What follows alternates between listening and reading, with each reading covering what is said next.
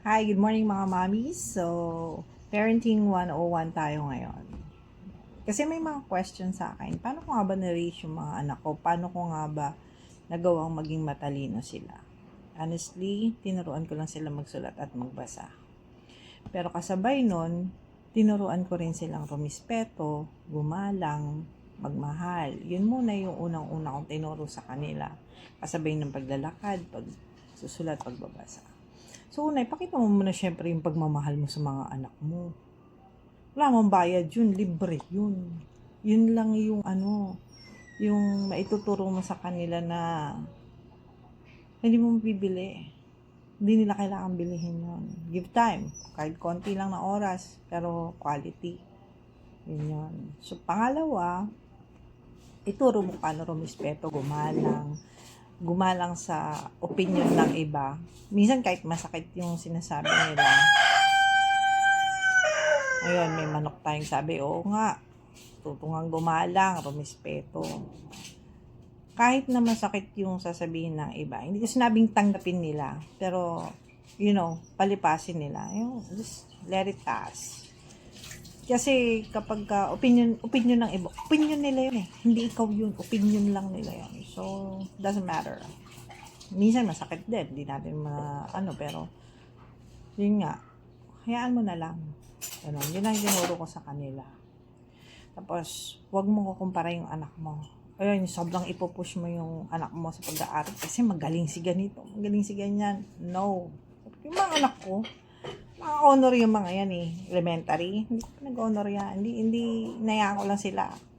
Nayaan ko, ma-enjoy nila. Pag sinabi nilang ayaw nilang pumasok kasi may gagawin sila or manunood sila. Nayaan ko yung mga anak ko. I give them a chance, a time para sa sarili nila. Kasi kailangan nilang matutunan yon na magbigay ng oras para sa sarili nila. Importante yun. Tapos, huwag kang magko-compare sa ibang tao. Kasi, pag nag-compare ka sa ibang tao, magsiselos sila dun. Nagiging insecure sila. Mabubuo yung inggit, insecurities. Ikaw mismo nag-build ng insecurities sa anak mo pag nagkataon. Kaya yun, do not compare. Ako, hindi ko sinabing, buti pa si ganito, matalino, buti pa si ganito, may honor.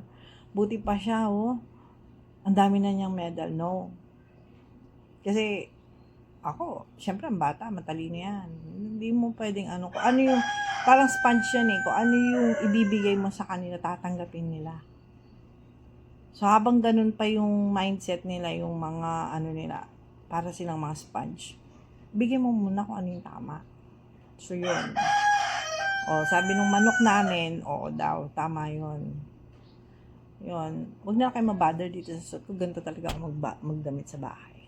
So, yung pang-apat, huwag niyong hahayaang alagaan sila ng ibang tao. Napaka-importante nun. Sinabing, pag yung mga sleepover na yan, yung mga alaga-alaga, nako.